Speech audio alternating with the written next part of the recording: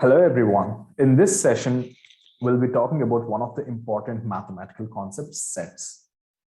We all know that a set is a collection of objects, and we use this concept for many times in our day-to-day life. For example, you want to list out all the ingredients that you're using to prepare a particular recipe. You say that set of ingredients that you're using. All right? Yes. And in the same way, you want to show the collection of films, your favorite films, or else your favorite songs. So you say that collection of my favorite films, my favorite songs. So it's a collection. Yes. And in the same way, we'll talk about another example. Let's say some necessary materials that you always want to carry when you travel.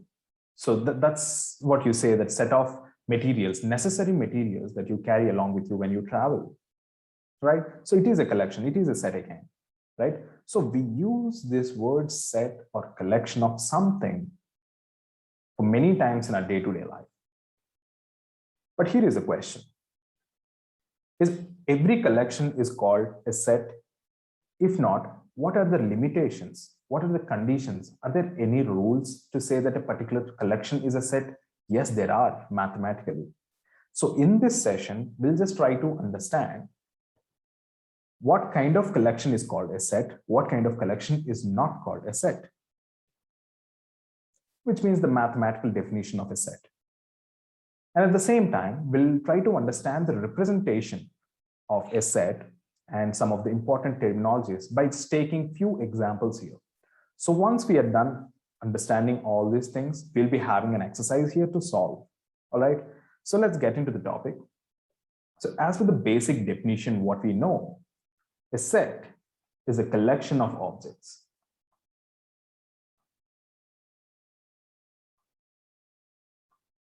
So at the end of this session, you will be understanding the limitations on these objects. There are two limitations.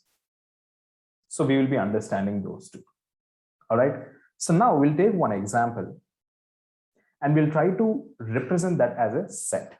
Okay. So the example, the question is collection of vowels in English alphabets.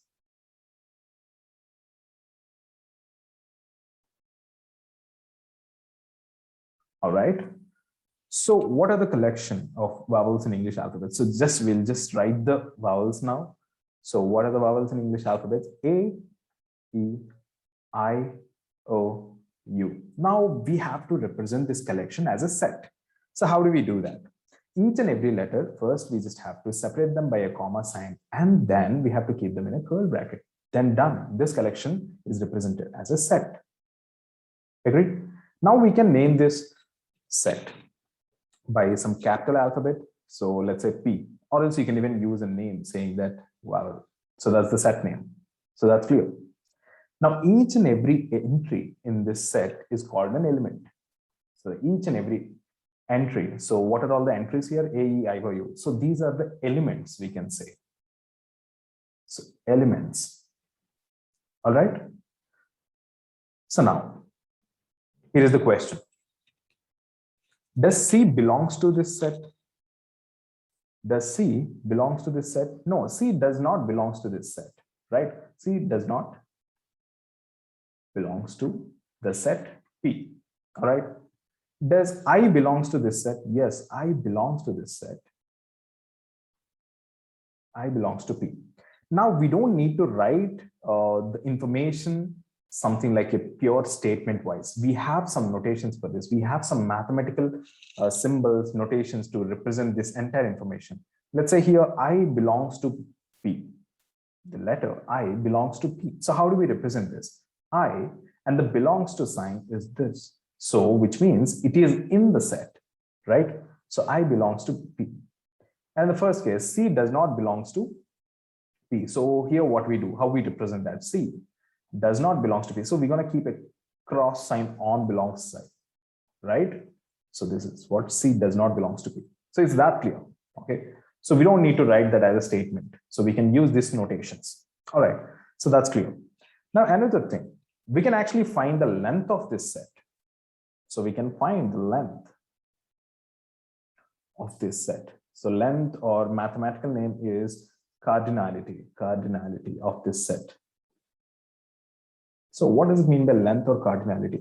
How many elements are there in the set is the length or cardinality of the set. So in this set, how many elements are there? There are 5 entries, so 5 elements.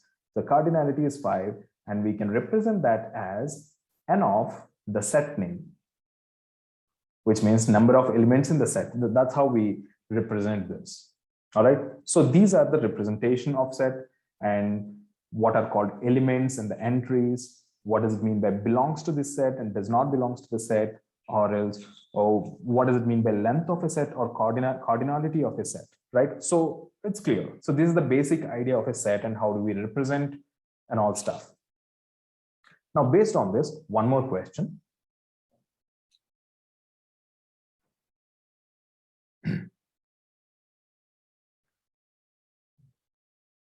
Let's say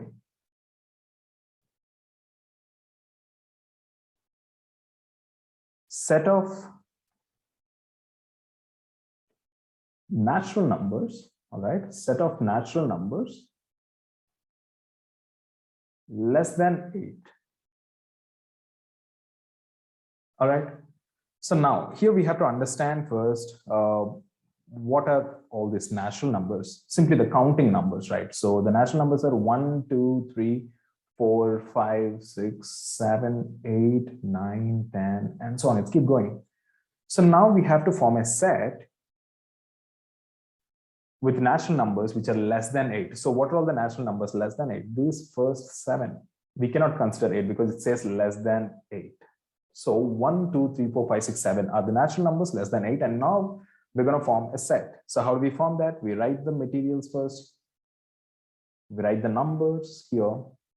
And then we separate them by a comma. And then we're going to keep them in a curl bracket. Then done. It's a set representation now. And we can name this, let's say Q. All right. So what are all the entries here? 1, 2, 3, 4, 5, 6, 7. And these are the elements we call it. All right. And what is the length of this set, or else what is the cardinality of this set? Cardinality of Q, which means n of Q, is 7. There are 7 elements, 7 entries. So the cardinality is 7. That's clear, right? Now, in the same way, another example.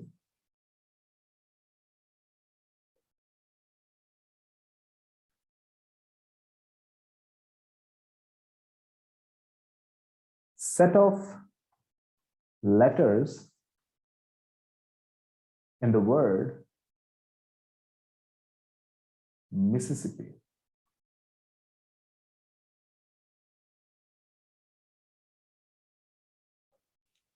All right. So now in this question, we will be understanding the first rule, what I was talking about. I said like there are 2 rules to say that a collection is a set, right? So here we're going to understand the first rule. All right. So now what are the letters here present in the word Mississippi? M, I, S, S, I, S, S, I, P, P, I. So these are the letters present in this word Mississippi. So you want to form a set using this letter. So we will start taking something like this. The letters are M, I, S, S, I, S, S, I, P, P, I. And you separate them by a comma sign. And then you're going to keep them in a curl bracket. And we call it a set, but it is not a set. Sets does not allow duplicates. It won't take repetitions. For example, if you see, there are 4 I's. Yes, the letter I is present in the set for 4 times. That is not allowed. Only once. You cannot repeat the elements here. That's the first rule of a set. Sets does not allow duplicates. If you see S also for 4 times, same problem here. We have to take only for once. And P, how many P's are there? There are 2 P's, not allowed. So now using this knowledge, let's just try to compose the right set here. M, and then I, and then S. Again, S is there, but we are not going to write because already we have listed the letter S. And I was already there, so I'm not going to take. Again, 2S, we will not take that because S was already considered. I considered. PPI here we have, so we do consider 1 P, and that's it. We separate them by a comma sign and then keep them in a curl bracket. That's it. So this is the set of letters in the word Mississippi. Now here is the observation. Let's say you have the set already. So you have the set MISP. And now I'm asking you to compose the word. Can we do that?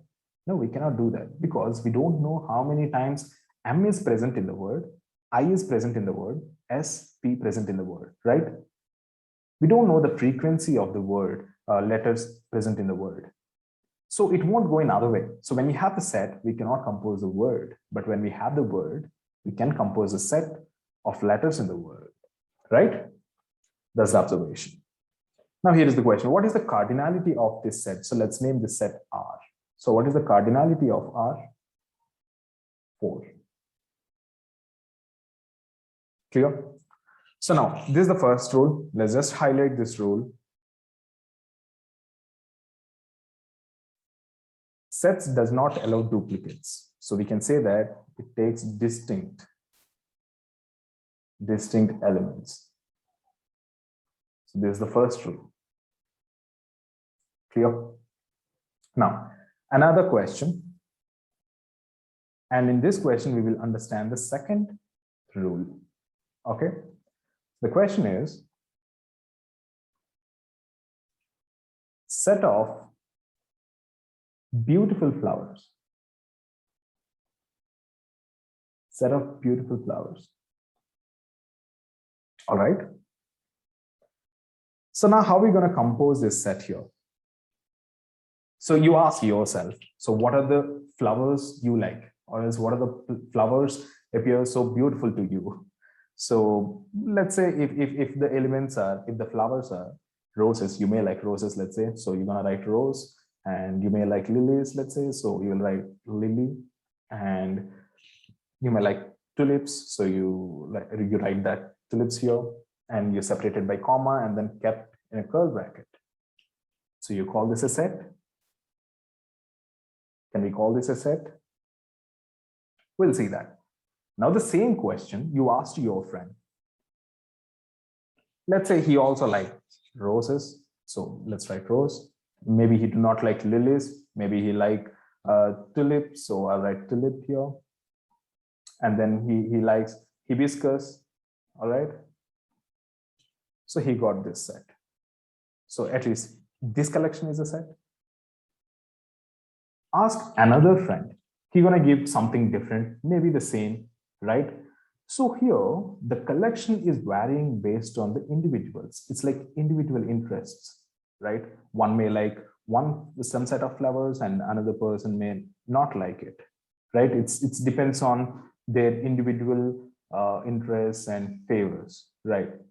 So what we are expecting is when there is a question, it is expected that the same collection from all people, okay, the same collection. So universally, there should be only one set of collection, one collection. Then only we call that collection a set. So in this case, it is varying. It's not defined properly. All right. So in this case, we cannot say that it is a set. It is varying. So that is the second point here. The question, the material, the collection should be well defined. It should be well defined. But in this case, it is not well defined.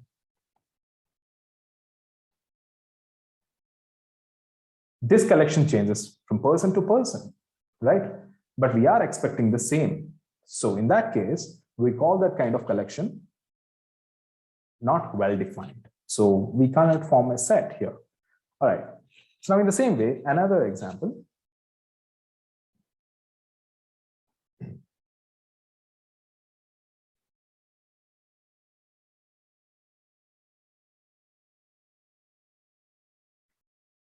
Collection of good books.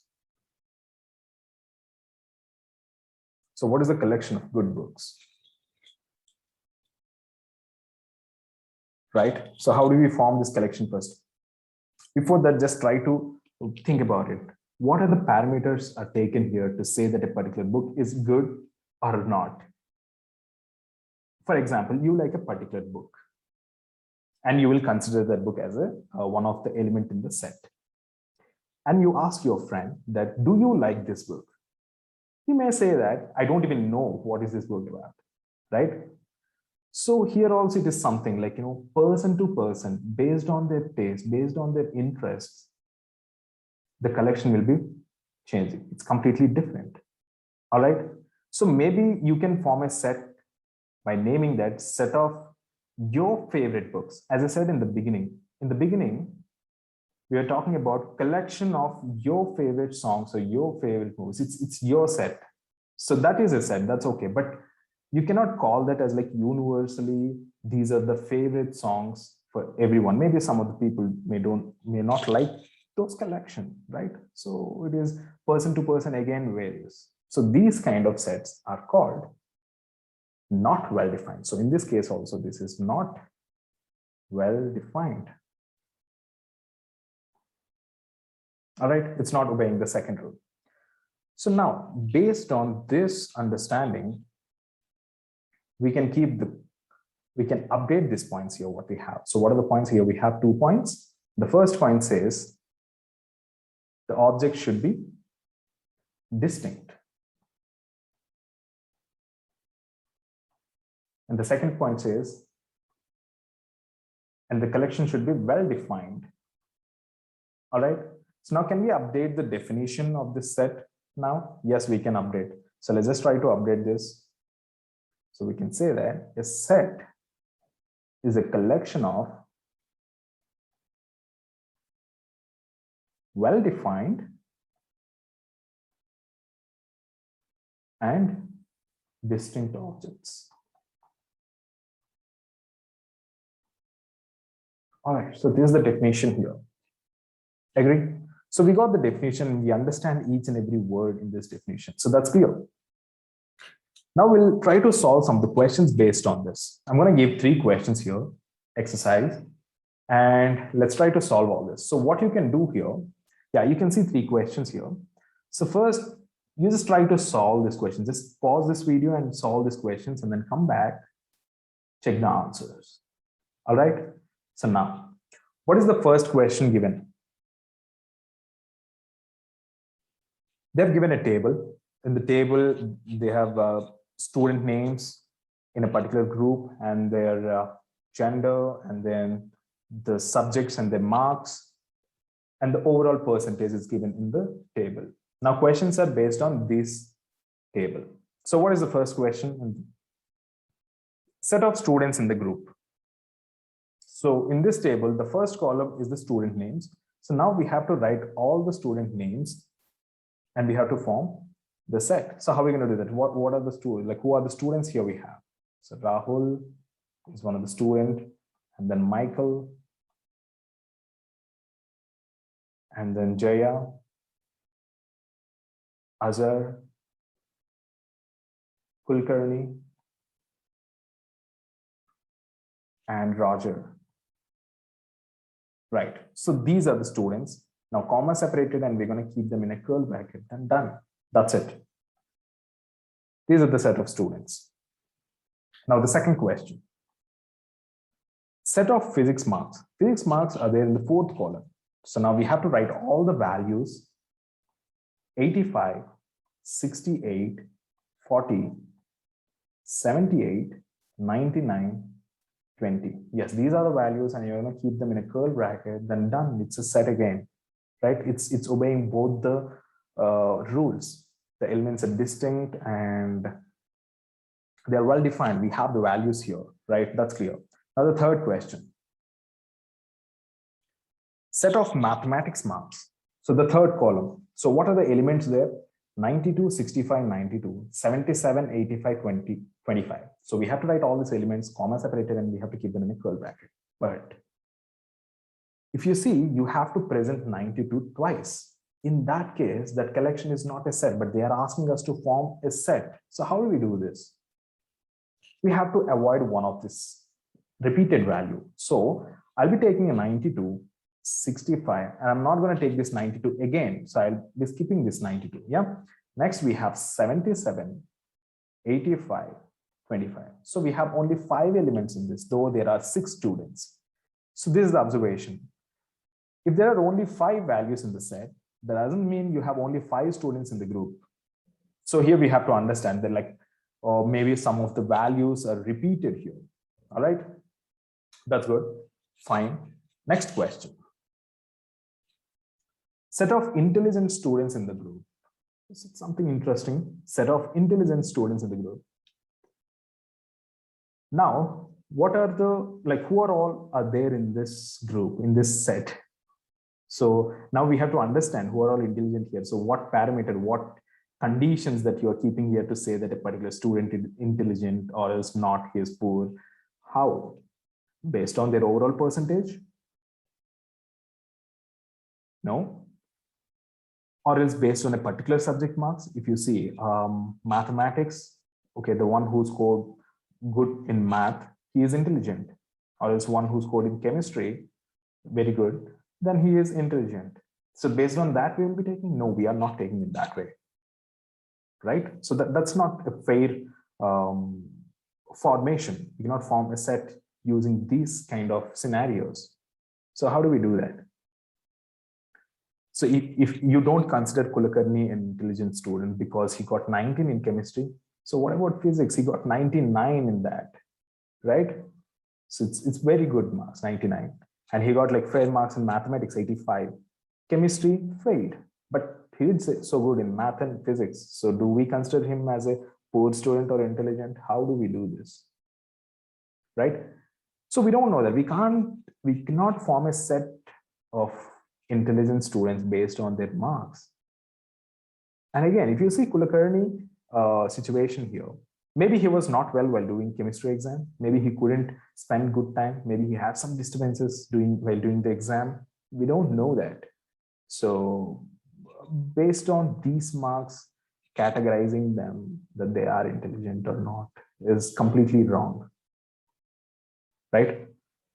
And at the same time, if you focus on Roger, he had 25 in math, 20 in physics, 31 in chemistry. So failed in all these 3 subjects. So he is poor now? No. Maybe he is good at bio, which is not mentioned here. Maybe he is good at painting or dancing, or maybe he is good at some sports like probably football, volleyball. We don't know that. That data is not there. So we cannot say that he is good at that. So there is no particular strategy or parameters considered here to form the particular set. So we say that it is not well defined. That's it. All right. So now here we can understand, we have to think a lot to form a particular collection set. Set is not simply writing some values, random values, and doing that stuff. Now we have to think a lot before writing this collection and forming that as a set. All right. Now, 5th question.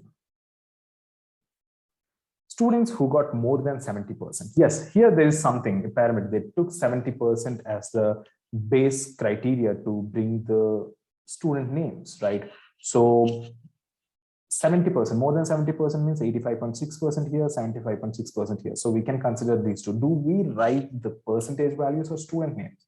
They're asking us to write students, right? So Rahul and Michael. All right. So these are the students. So we are forming a set based on that. Now another question. Collection of all girls in the group. So yes, they've mentioned the gender here. Based on that, there is only one female student who is Jaya here. So Jaya. That's it. Only one person in the set. That's okay. Right? All right. So now out of my interest, I'm going to compose one more question here. The collection of students or a set of students who got more than 90%, their overall percent is more than 90%. So if you see none here, all of these 6 students less than 90%, like more than 90%, no. So how do I compose this set now? So I'm considering this as a 7th question. Okay. So what is the solution here? What are the values will be here in this set? None. We cannot write any value because no one is here. So this is the set empty. Okay, it can be done in this way. So empty. So no values in the set. This is called empty set or null set. So this is one type of set and the cardinality is 0. You can't even place 0 in this. If you are placing 0 means 0 is one of the elements. That's how it is considered. So placing nothing in this set is called an empty set or null set. That's it. Good. So we will be talking about this different types of sets based on their cardinality. We'll be doing that in the next session probably. Right. Now the second question. Set of letters in the word mathematics. All right. There's a question something similar to Mississippi. Right. So now what are the letters present in this? Mathematics M is present. A is there. T, H, E, M. Should I write this M again? No, because it's already there. So we cannot write duplicates. Sets will not take duplicates. So I'm not going to write M again. A also, if I write A, it will be repeated. I cannot write T again. I can write I, C, S, and comma separated. We're going to keep them in a curl bracket. That's it. Clear? Good. Now the third question. Collection of good cricket players of Team India. Right? So what is the collection? What is the set here we can form? Before forming this set, we have to think about the parameters or as the criteria that you are taking up or as the strategy you are using to decide a particular cricket player is good or bad. So what is the strategy here? Will you consider the number of centuries that they have done, or else number of boundaries, or based on the strike rate? What is the factor that we are taking here? So we cannot take like number of centuries and then deciding, because if there is a player who is in the team for 12 to 15 years, will be having more centuries than a player who is just there in the team for 2 years. All right.